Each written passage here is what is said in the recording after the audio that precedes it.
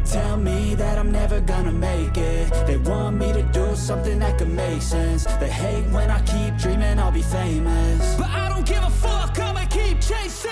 I got all this potential that's deep inside of me, but they hate when you're successful cause they try to be. They sit there being judgmental because you're trying things, and they just want you to settle and do the right thing. So get a good job, don't slack off. Wake up every morning, make a good impression on your boss.